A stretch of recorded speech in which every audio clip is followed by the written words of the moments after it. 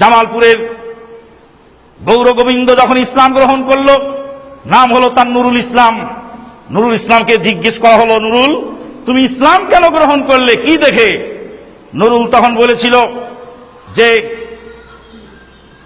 তখন বলেছিল আমার মা দুঃখিনীকে পুরাতে গিয়েছিলাম, অন্ত্যেষ্টি ক্রিয়া। মাকে যখন পুরাতে গেলাম শ্মশান ঘাটিতে, মা আমার জীবনে বেপরদা হননি। সেই মা শ্মশান ঘাটিতে মাকে পুরাতে নিয়ে গেলাম।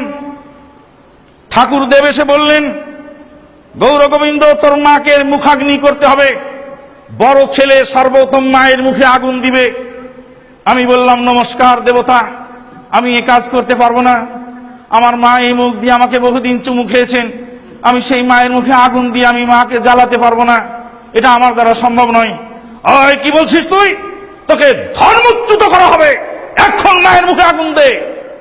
ভালো যদি চাক তো মায়ের মুখে আগুন দে, সনাতন ধর্ম থেকে তোকে বহিষ্কার করা হবে। নুরুল ইসলাম তখন গৌর গোবিন্দ, সে বলছে আমি পেট্রোলের বোতল মায়ের মুখে ঢেলে ম্যাচ ধরায় দিলাম, মুহূর্তের মধ্যে মা ঝলসে গেল। মায়ের পরনের বস্ত্র পুড়ে মা উলঙ্গ হয়ে গেল।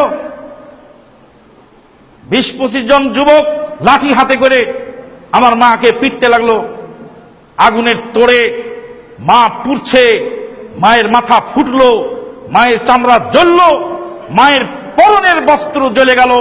উলঙ্গ অবস্থায় মা আগুনের মধ্যে পুড়তে লাগলো।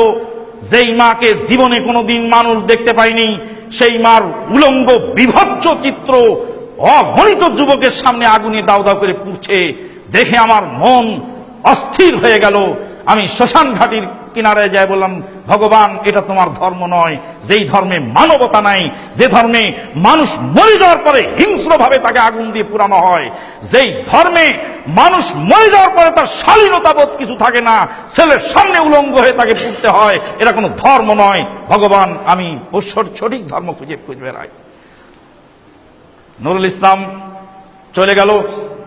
তার এক বন্ধু মুসলিম, তার মা মারা গেল। তার মাকে গরম পানি দিয়ে, সাবান শ্যাম্পু দিয়ে, পর্দা ও শালীনতার সাথে গোসল করিয়ে, কাফনে জড়িয়ে সুন্দর করে তাকে কবরে রাখা হলো। নুরুল ইসলাম গোরস্থানের মধ্যে দাঁড়িয়ে, গৌর গোবিন্দ গুরুস্থানের মধ্যে দাঁড়িয়ে বলল, আশহাদু আল্লা ইলাহা ইল্লাল্লাহু ওয়া আশহাদু আন্না মুহাম্মাদার রাসূলুল্লাহ। এটাই সঠিক ধর্ম, যেই ধর্মে মানুষের শালীনতা আছে। ঝিনাইদহের একটা ছেলে মুসলমান হতে গেছে, ওর 2 বন্ধু MM কলেজে পড়ে, নিয়ে গেছে। কেন মুসলমান হবে? বলে স্যার আমার আব্বা মারা গেছে কয়েক মাস আগে, বেশ কিছু মাস আগে, তা আমাদের ধর্ম অনুযায়ী বাবাকে শ্মশানে নেওয়া হলো।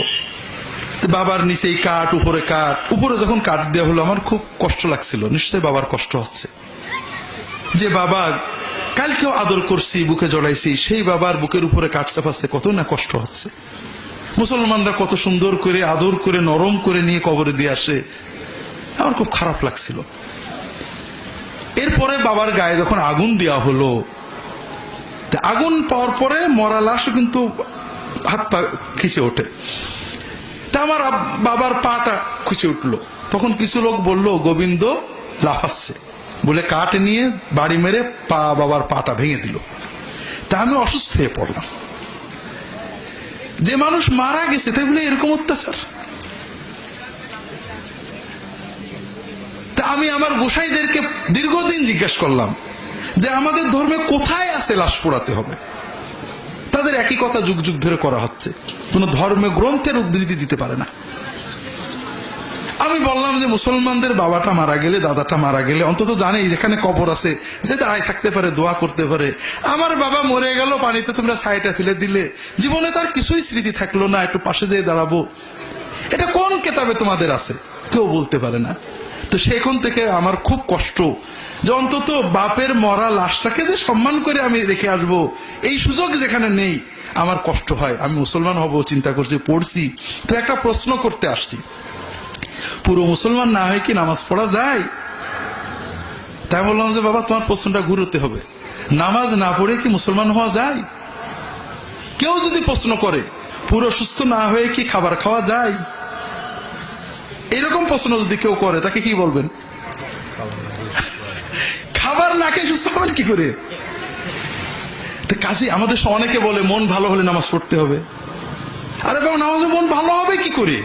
কেউ বলে আমি এখন মারে পথে চলে গেছি, নামাজ লাগবে না। কেউ কে আছে বলে আমি এখন সুস্থ হয়ে গেছি, আর খাবো না। আছে নাকি? আপনি যখন থেকে খাওয়া বলতেন অসুস্থ হয়ে যাবেন তো। কাজেই আমাদের আত্মার খোরাক, রুহের খোরাক, ইমানের খোরাক নামাজ। আল্লাহর সাথে আমার ডাইরেক্ট সম্পর্ক। যা পারি, আমি পারি না পারি, কিচ্ছু পারি না, আমার মালিক আমাকে জানে যে আমি পারি না। আমি মালিকের সামনে দাঁড়াবো। কিচ্ছু জানি না, আমি এখন এই আজকে নিয়ত করলাম এক ওয়াক্ত নামাজ ছাড়বো না। নামাজ তো সহজ, 10 মিনিটও লাগে না, 5 মিনিটও লাগে না। আমি আল্লাহর সামনে দাঁড়াবো, কিছু না পারলে চুপ করে দাঁড়িয়ে থাকবো, আল্লাহ আকবার বলবো, রুকু সেজদা করবো, ওতেই আমি নামাজের 16 আনা সওয়াব পেয়ে যাবো।